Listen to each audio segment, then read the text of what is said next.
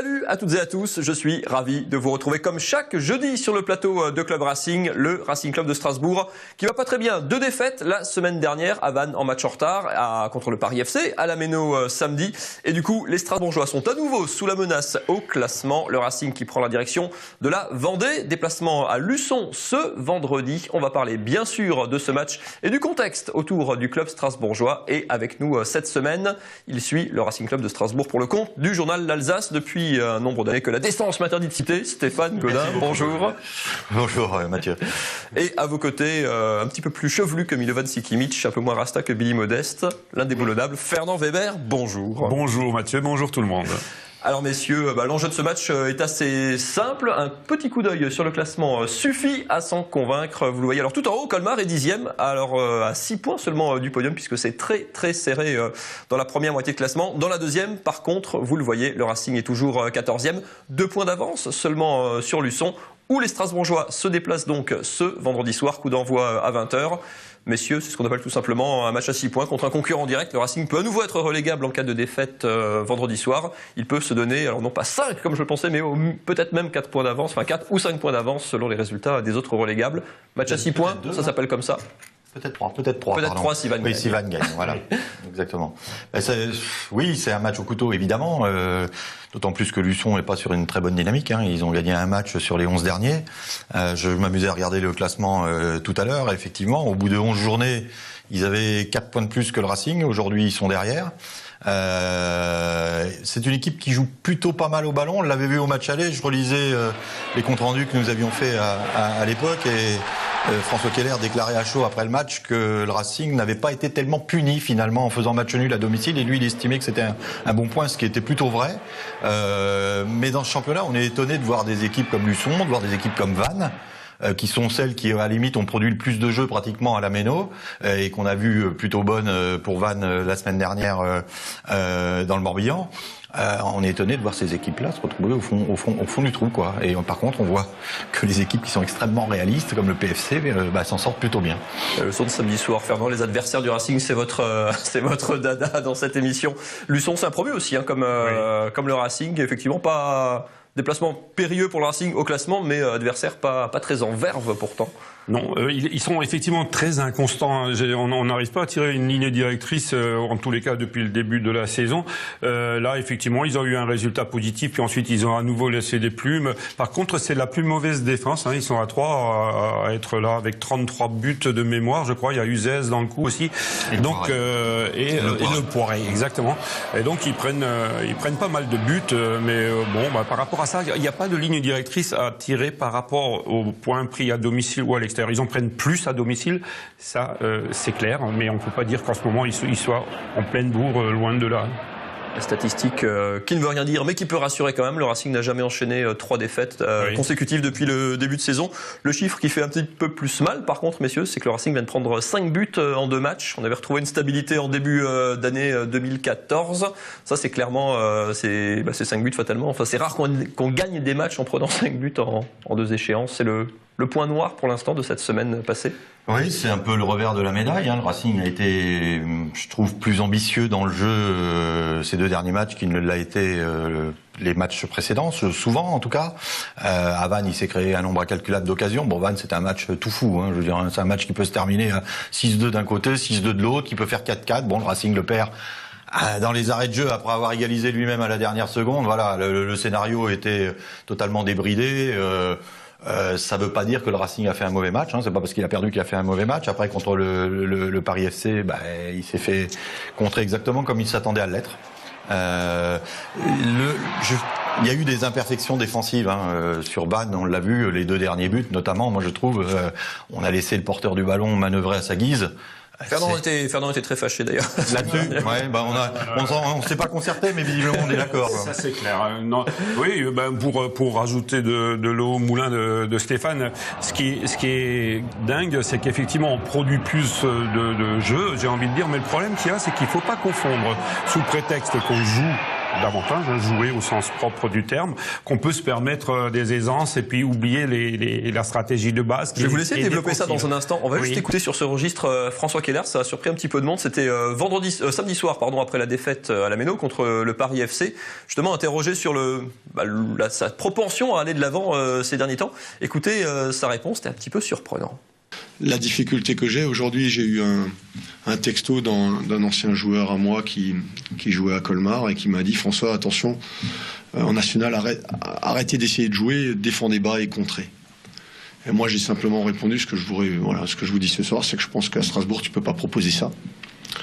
Parce que si tu proposes ça, effectivement, tu te maintiendras. Mais il y a 9 ou 10 000 personnes qui viennent et il faut pas qu'il y en ait 2 000 ou 3 000 la fois d'après. Messieurs, c'est un petit peu surprenant, on va dire, comme justification. Stéphane, vous me sembliez par contre assez plutôt d'accord. Quand on joue dans presque 10 000 personnes en moyenne à la Méno, on peut pas jouer comme le Paris FC. Je vais vous rappeler une anecdote que moi j'ai gardée, que j'ai toujours en mémoire, la preuve, c'est que je vous en parle bien des années après. Alors je vous dirai plus contre qui c'était, mais un gamin qui s'appelle Morgan Schneiderlin a débuté un jour un match à la Méno contre je ne sais plus quel adversaire. Je me souviens bien que c'était Morgan, mais moins l'adversaire. Aujourd'hui, il est titulaire en première ligue à Southampton. Et à la mi-temps, juste avant la mi-temps d'un match où il y avait 0-0, il a eu le malheur, pour ne pas perdre le ballon, alors que c'était son premier match comme titulaire à la Méno, de faire une passe en retrait de 30 mètres à son gardien et il y a eu des sifflets. Voilà. Alors, quand François Keller dit qu'il peut pas se permettre à la Méno de ne pas jouer, bien sûr que les supporters, comme nous les journalistes, on préfère quand l'équipe gagne, et peu importe, c'est vrai parfois la manière. Et d'un autre côté, si vous décidez d'attendre le PFC comme le PFC vous a attendu, qu'est-ce que vous allez obtenir? Le Allemagne-Autriche de 1982, c'est-à-dire un non-match, où tout le monde reste dans son coin, Strasbourg joue à la passe à 10, et Paris sort pas davantage. Paris est venu pour rester derrière, pour repartir avec un point minimum, voire 3 sur des comptes, ce qu'ils ont très bien fait. Mais Paris serait pas sorti. C'est pas en essayant d'attirer Paris que ça aurait changé grand-chose. Alors c'est vrai que le Racing a joué, c'est vrai que le Racing s'est fait contrer. En même temps, il s'est fait contrer aussi, parce qu'on le disait tout à l'heure, aussi parce qu'il y a eu des imperfections défensives. Je pense que jouer en corrigeant ces imperfections, en étant plus rigoureux dans certaines interventions, c'est pas incompatible. Est-ce qu'à l'extérieur, cependant, ça peut être un chemin? Enfin, on voit Colmar, par exemple, c'est aussi calmé un petit peu là-dessus. Damien Haut était très très joueur à une époque. Ils se sont aussi calmés. Ils avaient été punis d'ailleurs par le Paris FC, notamment entre autres, à différentes occasions. Est-ce qu'à l'extérieur, au moins, je ne sais pas s'il faut le faire, mais en tout cas, est-ce que l'option on va dire toute offensive, en caricaturant un petit peu, de François Keller est risquée? Il n'y a pas de recette. Je veux dire, s'il suffisait d'attendre dans son camp pour être sûr de prendre un point, ça se saurait. Simplement, quand vous subissez un match, en général, il arrive souvent que vous finissiez par craquer aussi. Donc, à part vous appeler Mourinho et jouer à la Chelsea contre le Barça ou avec l'Inter, surtout. Voilà, il n'y a pas de garantie là-dessus. Il faut en plus avoir, quand vous pratiquez ce genre de schéma à l'extérieur, il faut être certain que vos attaquants, à un moment donné, puissent en planter un à vos adversaires. Or, le Racing ne brille pas par son efficacité à l'extérieur non plus. Le Racing, c'est 4 points seulement, 4 matchs nuls depuis le début de saison à l'extérieur. Fernand, votre œil de coach.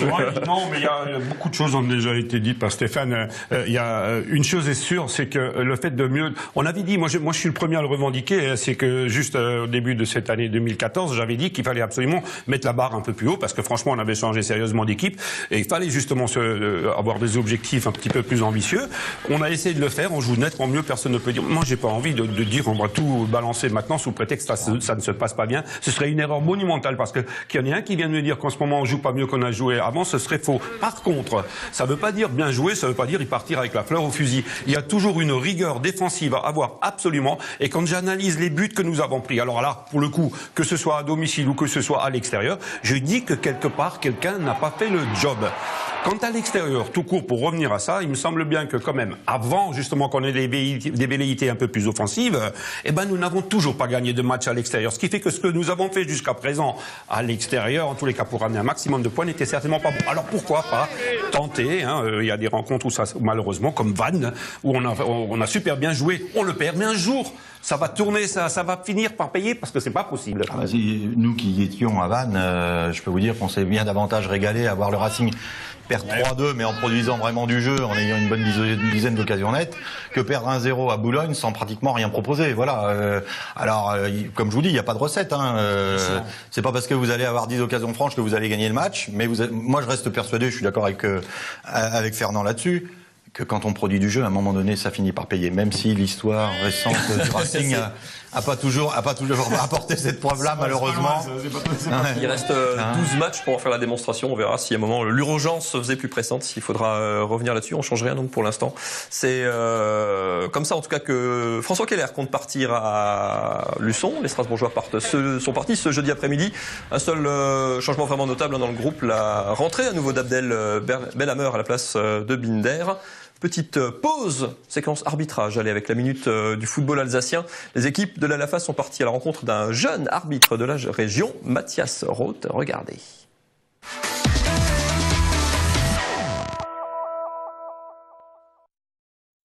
Mathias Roth, 24 ans, arbitre fédéral 4 depuis juillet 2013, rattaché au club du FC Lampertheim. J'ai commencé le football à l'âge de 6 ans jusqu'à l'âge de 15 ans dans différents clubs, voilà, par passion de mon papa envers ce sport, et l'arbitrage également parce que mon papa est arbitre, et du coup j'ai commencé l'arbitrage à l'âge de 15 ans après avoir arrêté le football à cause d'un problème de genou, et je voulais avoir peut-être un peu plus de recul et voir le football différemment, et mon papa m'a ensuite transmis sa passion et m'a favorisé à aller essayer au moins du coup cette passion qu'est l'arbitrage.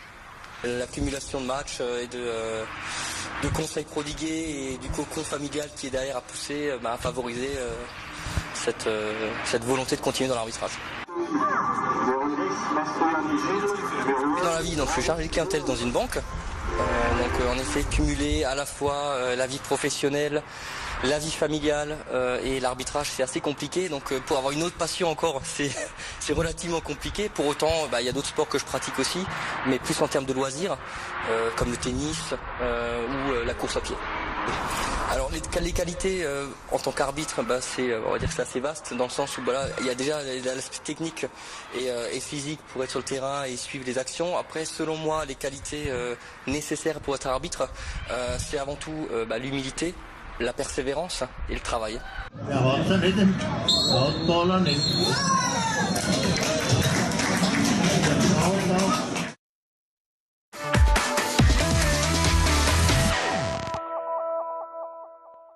Stéphane, je ne me souviens pas vous avoir demandé si vous aviez prévu d'aller au Brésil au mois de juin. Non. Ni professionnellement, ni à titre personnel. Non, ni à titre personnel non plus. Alors, si vous avez des vacances. Professionnellement, la situation est très différente de ce qu'elle était précédemment, puisque là, en l'occurrence, notre journal n'aura pas d'envoyé spécial, mais il y aura un pool de journalistes qui couvriront pour l'ensemble du groupe. Du groupe. Si vous avez des vacances, posez-les quand même à ce moment-là et vous pouvez tenter votre chance avec l'ALAFA pour gagner, et si on peut le faire, un voyage à Rio pour suivre ce mondial brésilien. Ça se rapproche en plus tout de même. Vous envoyez vos coordonnées avec le code LAFA, LAFA au 7 32 32 et vous pourrez peut-être gagner, il y a en tout cas des places à gagner pour la Coupe du Monde, un voyage en tout cas grâce à la Ligue d'Alsace. Stéphane, bon déplacement du côté de Luçon. Oui. Emmenez votre ciré, vos bottes, votre Zodiac, votre gilet de sauvetage. Oui, ça va un peu mieux a priori. On a l'habitude et puis là a priori c'est mieux, oui. Ça va mieux. Fernand, on vous retrouve peut-être du côté de Colmar. Nous irons en tout cas du côté du Stadium. Les Verts qui reçoivent Dunkerque ce vendredi soir 20h au Stadium. Ça sera ça dans le Top Sport de lundi. C'est la toute fin de cette semaine. Allez, un petit peu de courage, c'est le week-end. Excellent week-end à toutes et à tous. Salut.